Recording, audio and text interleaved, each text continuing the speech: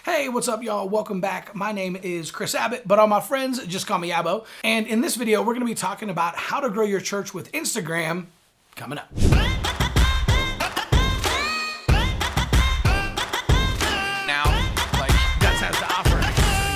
All right, so if we're meeting for the first time, what's up, y'all? My name is Chris Abbott, and I've helped thousands of churches attract thousands of new visitors using simple social media tactics in order to grow their church. And so what we're gonna be specifically kind of walking through here today is talking about Instagram, right? So we've done a lot of videos talking about Facebook, right? There's 2.7 billion people on Facebook. There's 1.8 billion people that log in every single day, which makes Facebook the single largest missions field the church has ever seen. But its little brother is Instagram, which has over 1 billion users itself. And a lot of times Facebook kind of gets all the attention and we don't talk that much about Instagram. So we're going to be specifically kind of breaking down a framework for exactly how to use Instagram in order to attract new visitors and grow your church. And then we'll also be talking about a couple of different types of posts that you can use whenever you are trying to attract new Sunday morning visitors, again, using Instagram. So let's dive in. So if the name of your church is Journey Church, you want to ask yourself,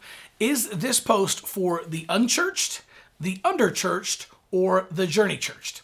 Right? So what do we mean by that? Is this for people outside of your church, right? If it's unchurched, then this post is going to be specifically for people who do not go to our church. They're unchurched, they're far from God, and we're trying to reach them and attract them to church, or, put some type of a rock in their shoe about maybe the existence of God or a new sermon series that we have coming up, right? That's the unchurched. The second one is the underchurched. Now, this can be someone who maybe doesn't go to your church, but they did go to a church at some point and they've just kind of fallen off, right? Maybe they started going to college and they stopped going to church a little bit, or maybe they were married, they had their first kid and they just got so busy they stopped going to church. Maybe they used to go to your church and they haven't gone for a while, or maybe they used to go to another church but they've just kind of fallen out of the rhythm and they don't currently have a church, right? This is the underchurched category. So maybe we're trying to re-engage those people who used to go to our church and get them to come back out again for maybe an event or for our sermon series, or maybe we're just trying to reach out to somebody who used to go to church years ago but hasn't found a home church and hasn't been in a while, and we're going to attract them into our Sunday morning services. And then finally, we have the Journey Churched, right? So these are the people that are part of your church, that are currently in your church,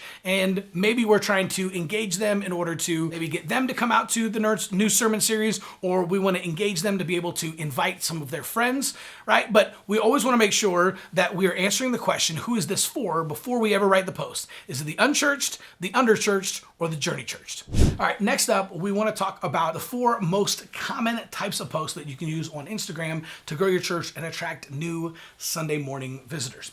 So first up is just an actual Instagram post. So if you are currently using Instagram, then you are familiar with this one. So this is when you go to homepage in your grid and you can see all of the different posts. This is where the organic posts are going to show up, right? This is an Instagram post. And so there's basically 2 elements to it. You're going to have some type of creative, either a photo or a video, and then you're going to have the caption itself, right? Pretty simple. This is the one that you are used to. And so these are good. They kind of live there forever. And one of the things to understand about the way that the next generation is actually using social media is that what they're actually doing is, a lot of times, if they're thinking about visiting your church, they will actually go to your Instagram before they ever go to your website. And a lot of them won't even ever go to your website, right? So for some of you guys, that's probably great news, right? Like, oh my gosh, Abbo, my website sucks anyway, bro. So that's great to know, right? Or maybe a volunteer built it and you've been locked out for 6 months. Been there, that's happened to me, right? So I totally understand. But maybe you even invested and you have a phenomenal website. Well, some of the older generation, right, especially like Generation X and some of the baby boomers, are definitely going to check out your website.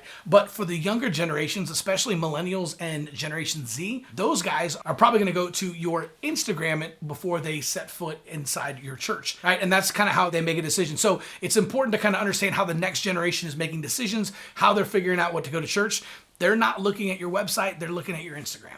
All right, so next up is Instagram stories. And this is kind of crazy, but we talked about kind of how the next generation is using social media, specifically Instagram. Well, this is really, really interesting. But millennials, the way that they wake up in the morning, believe it or not, is they will actually grab their phone, they will walk into the bathroom, and they will prop their phone up against the mirror, and they will literally just click on Instagram stories and just let Instagram stories run while they're brushing their teeth, doing their hair, right, doing their makeup, whatever it is. As they're getting ready in the morning, this is how most millennials get ready. Now that sounds crazy, right? So I actually just went up to some random millennials in my church And every single one of them admitted that they do this. I was shocked, right? And not just like millennials who are like single and like young. I'm talking like married millennials who have kids, right? This is how they get ready in the morning. This is how they like stay up with what's going on.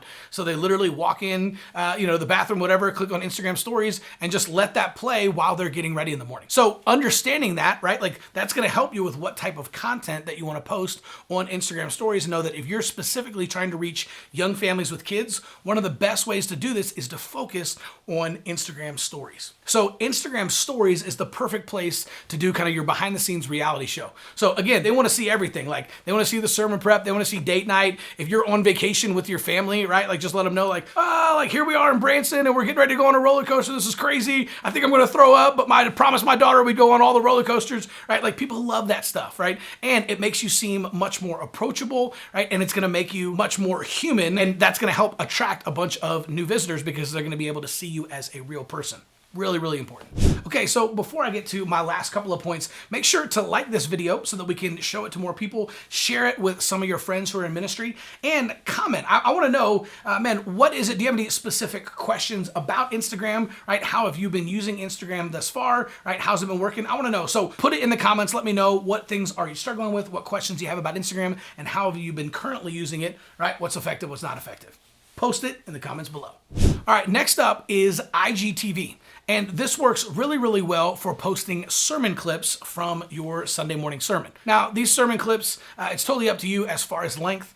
What I have seen work the best is usually sermon clips that are anywhere in the 3 to 6 minute range, right? So you can have them less than that, right? But sometimes you need at least 3 minutes to kind of tell a funny story or make a really good point in your sermon. Anything more than 6 minutes, somebody might just kind of keep scrolling and kind of hit the back button and kind of keep moving, right? But somewhere in that 3 to 6 minute range is a perfect sermon clip length. And the best way to do this is by uploading this to IGTV, right? This is just going to help you get in front of a lot more people. And don't forget to use hashtags, right? So hashtags are basically going to help put your content in front of more people, right? So a lot of people don't understand exactly how hashtags work, right? If you post your Instagram stories or it's a post or an IGTV, it's only going to be shown to some of the people that actually follow your account. But if you use hashtags, Instagram is going to automatically put that content in front of all the people who actually follow that hashtag, right? So the best way to do this is to start with the name of your city. You can literally just go to Instagram, type in the name of your city. Like, so for me,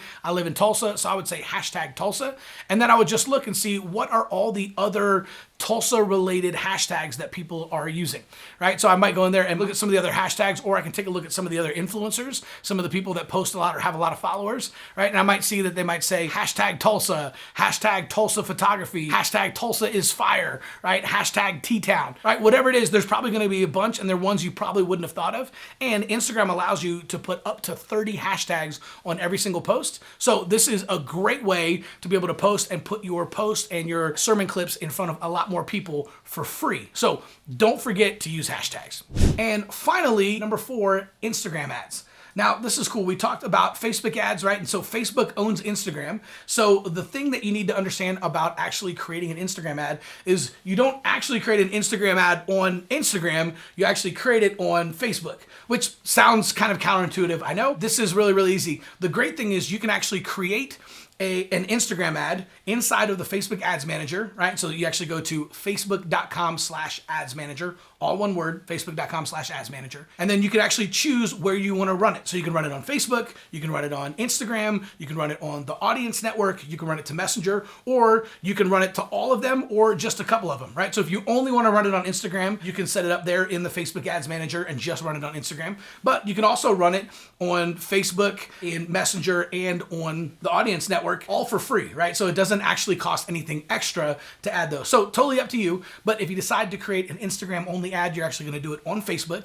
And then you just simply want to target everyone who lives within driving distance of your church. My recommendation, and I've been doing this thousands of churches at this point since 2014, when you create an ad, whether it's on Facebook or Instagram, one of the things that you want to do is make sure to leave your targeting wide open, right? I know this seems backwards or it seems counterintuitive, right? Because you say, well, no, don't I want to actually create an Instagram Instagram ad that's going to target everyone between the ages of 30 and 33 who have 4 kids between the ages of 6 and 12? And the answer is no, you don't want to do that, right? What's going to happen is you're going to over-target, and your potential audience size is going to get so small that your cost per click, right, or your CPM, right, which is your cost per 1,000 impressions, is going to go through the roof, and you're going to reach a lot less people. So the best thing to do is to leave this targeting wide open. Drop a pin on your church, so you literally just type in the address of your church, and then draw out a radius that is driving distance of your church. So for me, for my church in Tulsa, right, it's usually 10 to 15 miles. That's about how far people will drive for church. Anything longer than that, and they'll usually just find a church